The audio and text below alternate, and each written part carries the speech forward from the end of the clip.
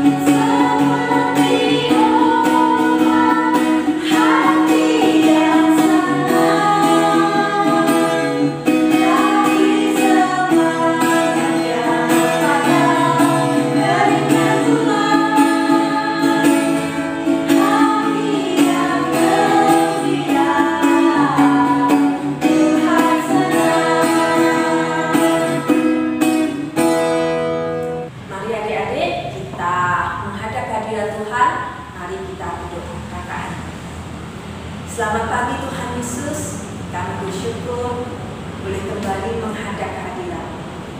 Kami bersyukur untuk pemeliharaan-Mu atas kehidupan kami setiap hari. Kami boleh dalam keadaan sehat, kami boleh terus bersyukur, bersukacita karena Engkau. Saat ini Bapa, kami siap untuk memuji, memuliakan nama-Mu. Tuhan yang tolong kami, Tuhan yang mampukan kami mengikuti ibadah sekolah minggu ini dari awal hingga akhirnya. Di dalam nama Tuhan Yesus kami berdoa dan mengucap syukur. Amin. Adik-adik, kita pasti punya teman, kita pasti punya sahabat. Nah, bagaimana sikap kalian terhadap teman atau sahabat kalian? Apakah kalian sering bertengkar? Sering bertengkar? Pernah? Pasti pernah ya. Sekalian mungkin pernah ini ya, saling mengejek? Pernah. Ya, tapi walaupun pernah bertengkar, pernah saling mengejek, harus selalu memaafkan ya. Memaafkan adalah bentuk kalau kita mengasihi teman, mengasihi sahabat kita. Kita ingin menunjukkan bahwa kita mengasihi teman, mengasihi sahabat kita, walaupun mungkin pernah bertengkar, pernah merasa kesal, pernah merasa tidak nyaman, tapi ingat bahwa Tuhan Yesus mengasihi kita supaya kita juga bisa mengasihi teman dan sahabat kita. Baik, masih semangat memuji nama Tuhan? Masih. Kurang keras suaranya, masih semangat? Masih. Oke, kembali kita mau pujikan nama Tuhan, kita mau menyanyikan lagu Mentega dan Roti.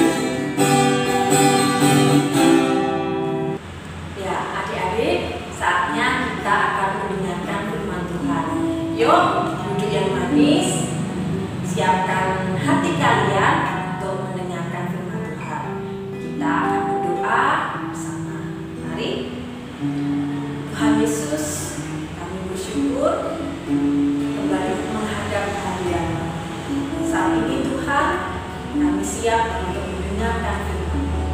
Tuhan Yesus yang tolong kami membuka hati, membuka telinga kami agar dapat mendengarkan firman-Mu dengan sungguh-sungguh.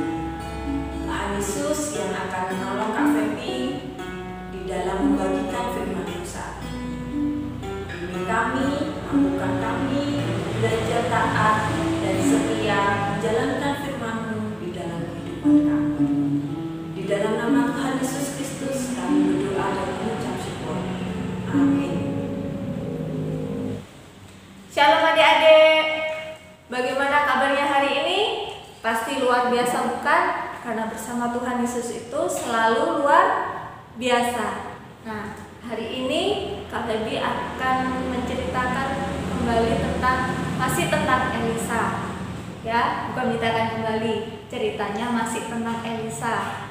Kalau adik-adik ingat cerita minggu yang lalu, Elisa menolong hambanya, salah seorang hambanya yang mata kapaknya jatuh ke dalam air.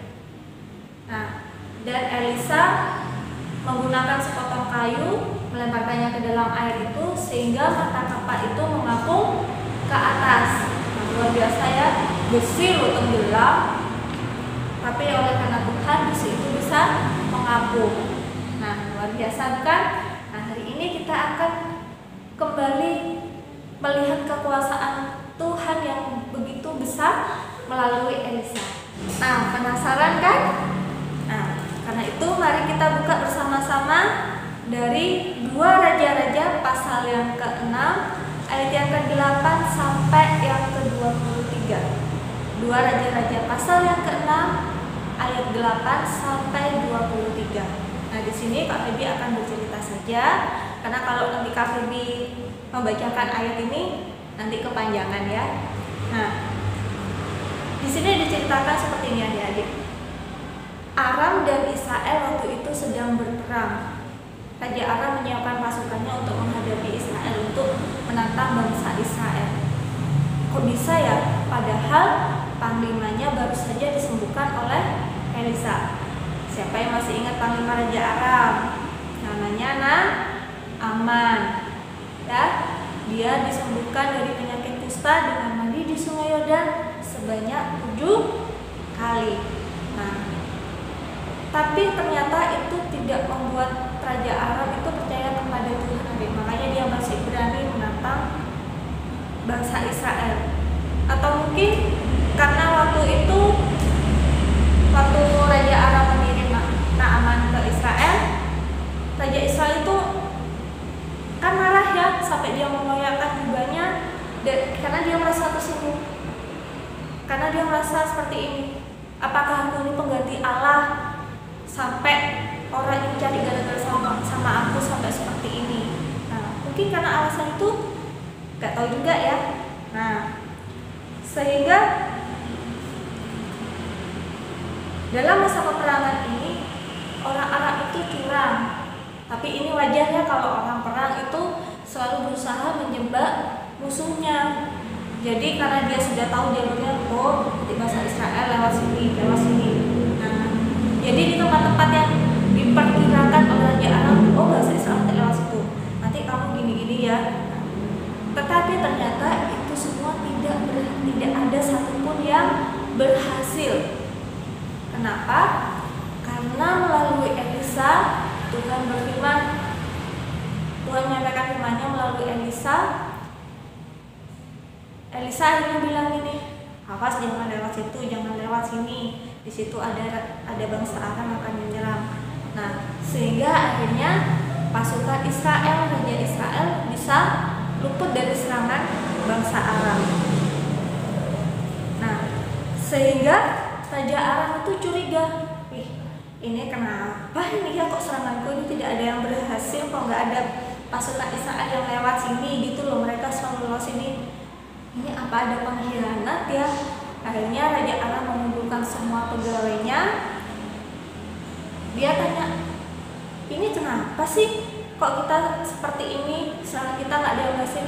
Kemudian salah satu pegawainya menjawab, bukan karena ada pengkhianat, tetapi karena di Israel itu ada seorang nabi namanya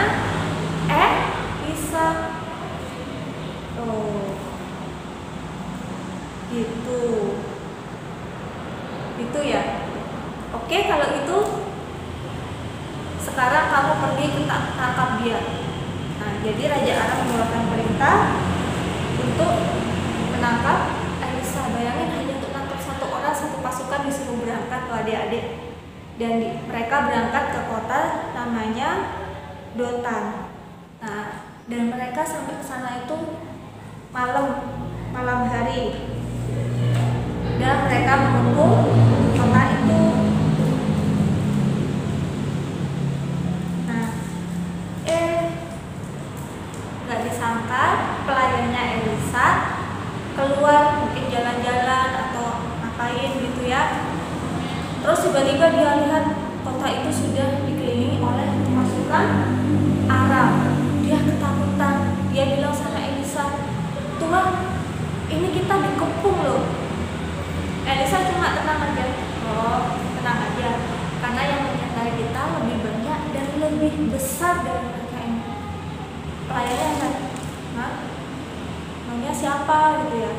Dan akhirnya Elisa berdoa kepada Tuhan, "Tuhan, bukakanlah mata hambaku ini." Dan akhirnya hambanya Elisa ini bisa melihat bahwa di sekeliling gunung itu ada pasukan yang gunung itu ya, gunung di mana Elisa tinggal itu penuh dengan kuda dan kereta berapi. Wah, luar biasa ya adik-adik ya. Yang satu tentara manusia, yang ini yang Elisa dikawal oleh tentara Allah. Bayangin, ada kuda dan kereta yang berapi mengawal Elisa. Dan itu tidak bisa dilihat oleh mata biasa. Nah, lagi-lagi ya adik-adik ya, cerita ini seru sekali adik-adik. Nah, setelah itu orang-orang Arab ini mendatangi Elisa untuk menangkap Elisa. Tapi waktu menghadapi itu Elisa menjadi tenang dan ia hanya berdoa. Dia hanya berdoa begini adik-adik, "Butakanlah kiranya mata orang-orang ini." Udah, itu aja. Tapi yang diminta Elisa di sini bukan orang-orang ini bukan buta sama sekali, ya tidak bisa melihat ya, tetapi supaya mereka tidak mengenali Elisa. Nah, jadi Elisa akhirnya berkata pada mereka, "Bukan ini jalannya, bukan ini kotanya, ikutlah aku dan aku akan mengantarkan kamu kepada orang yang kamu cari." Dan akhirnya Elisa mengantarkan mereka ke Samaria. Nah, di Samaria mereka bertemu dengan Raja Israel. Nah, waktu Raja Israel melihat hal ini, dia bertanya kepada Elisa, "Haruskah aku bunuh mereka, Bapak? Karena mereka adalah tawanan perang." Dan kalau adik-adik baca perjanjian lama itu, hukum perang itu, tawanan perang itu boleh dibunuh. Nah, kenapa Raja Israel berkata demikian? Karena yang pertama, ini bukan situasi yang biasa. Biasanya kalau perang, satu pasukan melawan pasukan yang lain, terus salah satu kalah. Nah, yang kali ini kan menjadi tawanan. Tetapi ini Elisa bisa membawa mereka tanpa peperangan sama sekali.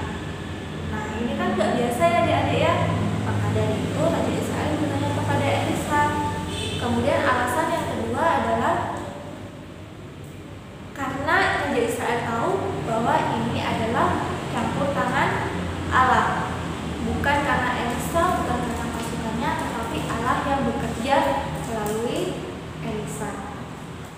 Nah, bahkan lebih dari itu, Elisa bilang begini sama Raja Israel, "Jangan dibunuh, tetapi siapkan makanan, ajak mereka makan, lalu lepaskan mereka kembali ke asalnya, ke Aram. Pulangkan mereka ke Raja Aram."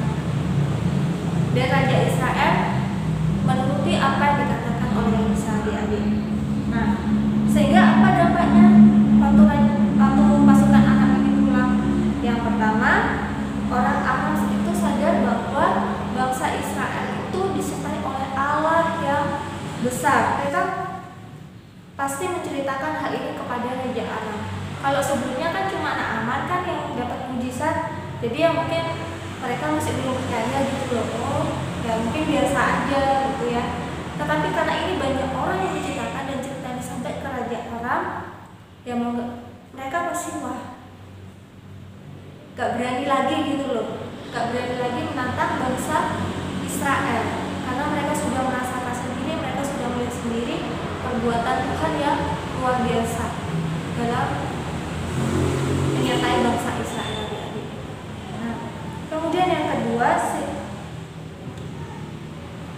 orang Aram tidak lagi menyerang atau tidak lagi berani menantang bangsa Israel. Nah, di dalam poin ini, kalau Raja Israel membunuh mereka, pasti Raja Aram mengirim pasukan yang lain, sehingga apa yang terjadi? Ya perang terus, perang lagi, nggak ada habisnya. Tetapi karena mereka mendapatkan perlakuan yang berbeda, nah akhirnya mereka merasa lebih baik jangan diserang lagi deh. Itu adik-adik. Nah, lalu apa sih yang bisa kita pelajari dari sini? Yang pertama itu adalah ingatlah bahwa Tuhan itu selalu menolong kita, ya, baik itu melalui doa atau orang-orang di sekitar kita. Jadi jangan pernah berhenti berdoa, jangan pernah berhenti berharap kepada Tuhan, karena Tuhan itu selalu mendengar doa kita. Dan Dia selalu menolong kita dengan cara yang tidak terduga. Kalau dalam cerita ini Tuhan menolong bangsa Israel melalui Elisa, dan dalam kehidupan kita mungkin adik-adik merasakan pertolongan Tuhan melalui orang tua, melalui guru, melalui teman, atau melalui siapa saja. Ya, adik-adik pasti merasakan hal seperti itu. Maka pun juga Tuhan. Yang kedua, balaslah perbuatan buruk dengan perbuatan baik. Jangan membalas kejahatan dengan kejahatan, tapi balaslah kejahatan dengan kebaikan. Kenapa begitu? Karena siapa tahu adik-adik, waktu teman kalian bersikap buruk, terus kalian tetap bersikap ramah sama dia, tetap bersikap baik sama dia, siapa tahu ya dengan cara seperti itu sifat buruk teman kalian itu bisa berubah, ya. Gak hanya sikapnya, tapi mungkin juga sifatnya juga berubah. Amin. Nah, sekian ceritanya hari ini. Tuhan Yesus memberkati kita semua.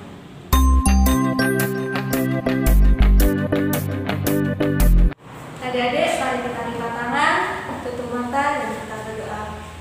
Tuhan Yesus, kami percaya bahwa Engkau selalu ada untuk menolong kami,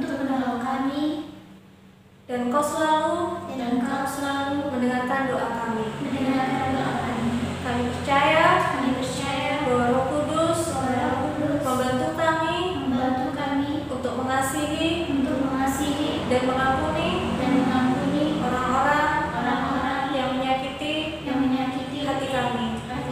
Sama seperti Tuhan mengampuni dosa-dosa kami. Terima kasih Bapa. Hanya di doa kami, di dalam nama Tuhan Yesus Kristus, kami sudah berdoa dan mengucap syukur. Amin. Nah, adik-adik, bagaimana ceritanya hari ini? Pasti menarik kan? Nah, sebelum kita menutup acara sekolah minggu kita hari ini, mari kita sekali lagi memuji, memuliakan nama Tuhan dengan penuh semangat. Mari kita pujikan lagu Kasih. Yuk.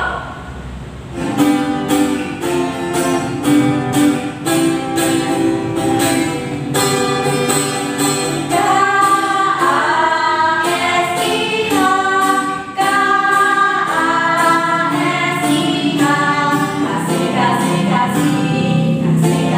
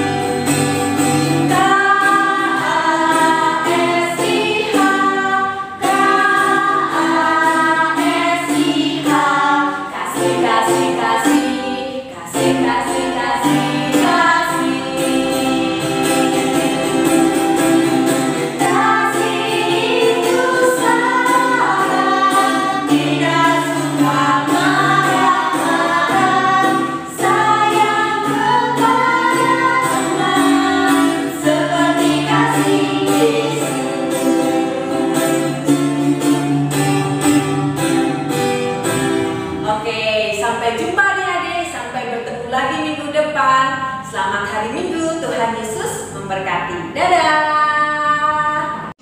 Hai adik-adik semua, luar biasa ya kita boleh belajar dari Nabi Elisa pada hari ini, di mana dia menunjukkan bahwa dalam situasi yang sulit, jangan kiranya kita jemu-jemu berdoa kepada Tuhan, memohon pertolongannya, dan pasti malaikat-malaikat Tuhan akan menyelamatkan dan menuntun kita. Dan juga kita boleh belajar pada hari ini tentang arti sebuah pengampunan. Jadi sangat luar biasa apa yang ditunjukkan oleh Nabi Elisa. Sekalipun tentara dari bangsa Aram mengepung bangsa Israel dan bahkan juga hendak meluluh lantakkan bangsa itu, tetapi Elisa menunjukkan bahwa kasih Allah itu jauh lebih besar dari kebencian. Maka baiklah, kita selalu dapat tetap saling mengampuni satu dengan yang lain, sebagaimana yang Allah menghendaki bagi kita sebagai anak-anaknya untuk kita lakukan. Adik-adik semua, yuk sekarang kita bersama mengangkat hati dan pikiran kita kepada Tuhan. Kita mohon berkat Tuhan untuk kita semua. Kasih karunia dari Allah Bapa di surga, di dalam Tuhan Yesus Kristus dan Roh Kudus, kiranya memberkati adik-adikku sekalian dari sekarang ini sampai selama-lamanya. Amin. Selamat hari Minggu adik-adik semua. Tuhan Yesus memberkati.